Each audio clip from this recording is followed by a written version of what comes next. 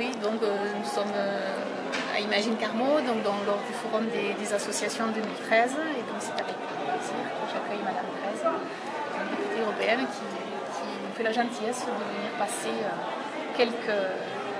un petit moment avec nous.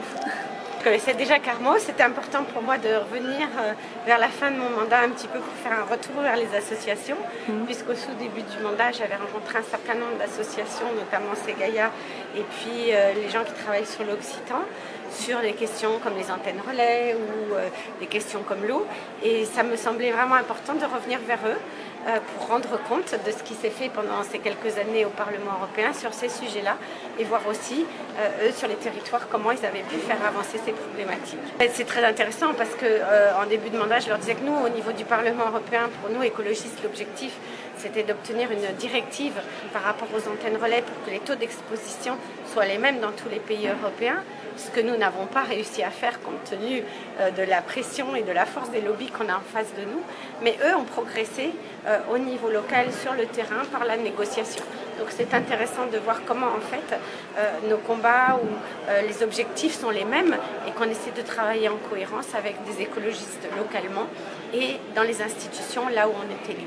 Et c'est ça l'objectif et ce qu'on essaye. Capital, ça ne sert à rien qu'on soit dans des institutions pour orienter les politiques si sur le terrain il n'y a pas des citoyens qui sont mobilisés. Et l'idée c'est bien exactement de travailler dans la même direction, mais chacun avec des moyens différents. J'allais dire qu'on est très complémentaires. Mon regard sur la ville, c'est que je vois qu'il y a quand même beaucoup de dynamisme citoyen, justement, qu'il y a des choses qui se font. Hier, j'étais à Decazeville, donc vous voyez, c'est très intéressant de voir deux villes qui ont un passé historique similaire, comment elles évoluent. Je vois aussi que là, il y a tout un projet par rapport au photovoltaïque qui est très intéressant, puisque au niveau européen, on est dans la période de rediscussion des fonds européens, qu'il y a des objectifs par rapport aux énergies renouvelables, d'avoir 20% d'énergie renouvelable pour 2020, et que les fonds arrivent en région, que 20% des fonds de Midi-Pyrénées vont être fléchés vers ces projets-là et qu'ici, donc justement, sous l'impulsion aussi des quelques élus écologistes, mais la mairie s'en saisit, notamment par exemple pour faire du photovoltaïque, je trouve ça très bien. Bien sûr, une complémentarité. Moi, mon objectif en tant qu'élu écologiste, bien sûr, c'est que les fonds et l'orientation des politiques aillent vers plus de qualité de vie, aillent vers plus d'énergie renouvelable. Donc c'est ce qu'on essaye de mettre en œuvre. Voilà. Oui, j'étais venue aussi donc, à la rencontre des Occitans et de l'association Occitane ici qui fait un très chouette boulot, puisque au Parlement européen, moi je suis membre de l'intergroupe sur les langues minoritaires et c'est vrai qu'on a encore beaucoup à faire puisque malheureusement à ce jour, donc notre président de la République n'a pas tenu sa promesse de signer la charte des langues régionales.